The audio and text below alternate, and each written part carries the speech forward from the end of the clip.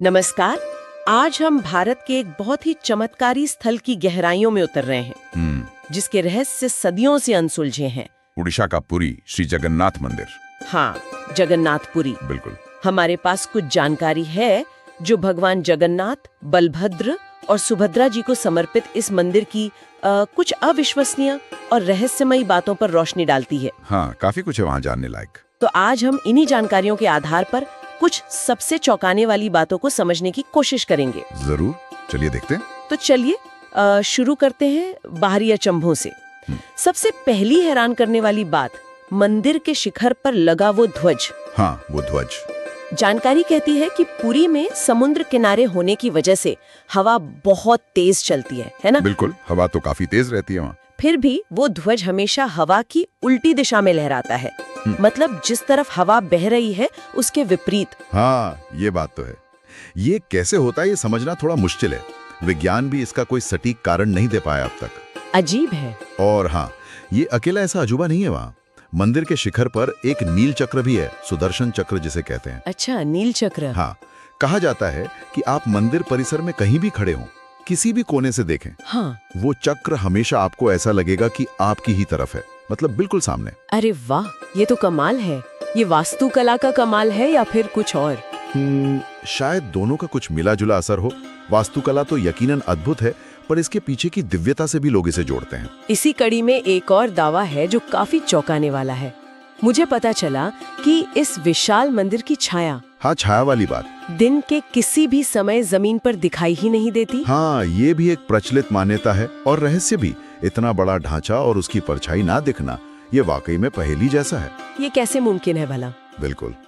और एक और चीज है जो अनुभव करने वाली है, आवाज का रहस्य।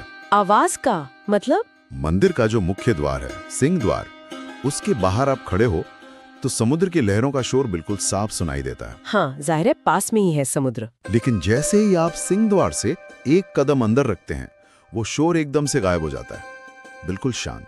सच में? एकदम गायब? हाँ, बिल्कुल। मानो कोई अदृश्य दीवार हो जो उस ध्वनि को रोक लेती हो, ताकि अंदर गर्भगृह तक शांति बनी रहे। ये कुछ ऐसे पहलू हैं जहाँ रोजमर्रा के जो भौतिक नियम हैं, वो जैसे लागू होते नहीं दिखते। बिल्कुल। अच्छा, अब मंदिर के अंदर की प्रक्रियाओं पर आते हैं, खासकर वो महाप्रसाद वाली व्यवस्था। हाँ, महाप्रसाद, उसका तो अपना ही महत्व है।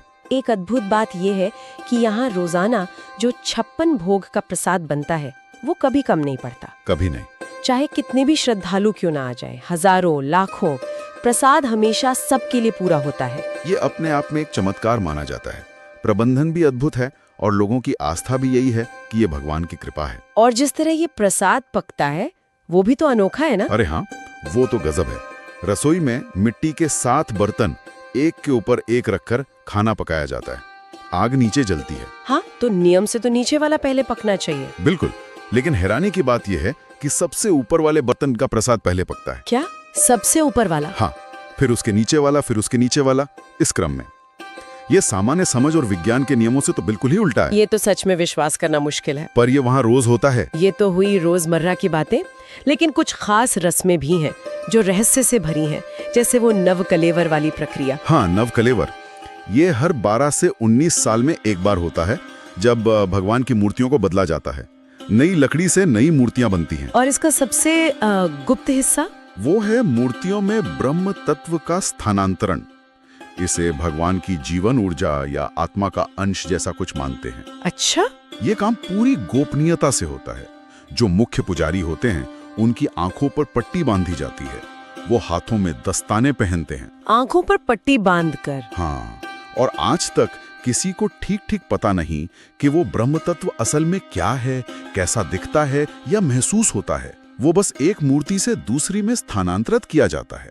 ये रहस्य आज तक बरकरार है। बाप रे, ये तो बहुत ही गहरा रहस्य है। बिल्कुल। और इसी से जुड़ी एक और बात है, रोजाना एक पुजारी का लगभग 45 मंजिल ऊंचे मंदिर शिखर पर बिना किसी सहारे के चढ़कर ध्वज बदलना। रोज बिना सहारे के? हाँ, रोज शाम को। और ऐसी मान्यता है कि अगर एक दिन भी ये चूक जाए, मतलब ध्वज न बदला जाए, तो मंदिर अगले 18 सालों के लिए बंद हो जाएगा। 18 साल? ये तो बहुत बड़ी बात है। हाँ, तो ये परंपरा भी सालों से चली आ रही है। तो पुरी जगन्नाथ मंदिर से जुड़े ये कुछ अद्भुत पहलू थे जिनका जिक्र हमें मिली जानकारी में मिला। हवा के विपरीत लहराता ध्वज, हमेशा सामने दिखने वाला वो चक्र। गायब होती छाया, समुद्र की आवाज का वो रहस्य हाँ, और प्रसाद का चमत्कार, नव कलेवर की गोपनीयता और रोज शिखर पर चढ़ने वाली वो परंपरा। ये सिर्फ कुछ उदाहरण हैं। ये सब मिलकर इस स्थान को आस्था और आश्चर्य का एक अनोखा केंद्र बनाते हैं। सही कहा। बिल्कुल। ये सारी बातें दिखाती हैं कि ये मंदिर सिर्फ एक धार्मिक स्थल नहीं है, बल्कि हमारी संस्कृति, परंपरा और न जाने कितने अनसुलझे रहस्यों का एक जीता जागता संग्रहालय है। शायद इसीलिए ये उन लोगों के लिए खासतौर पर दिलचस्प है जो आस्था और तर्क के बीच का जो वो एक महीन धागा है ना, उसे समझने की कोशिश करते हैं। हाँ, जहाँ विज्ञान चुप हो जाता है वहाँ शायद आस्था शुरू होती है, कह सकते हैं। और जाते जाते एक सवाल शायद हम सोचने के लिए छोड़ सकते हैं। जब हमारे जाने पहचाने वैज्ञानिक नियम इन घटनाओं की पूरी तरह से व्याख्या नहीं कर पाते, तो क्या ये हमें उन संभावनाओं या उन शक्तियों पर विचार करने को मजबूर करता है जिन्हें हम शायद अभी तक समझ ही नहीं पाए? क्या ब्रह्मांड में और भी बहुत कुछ है जानने को? सोचने वाली बात है।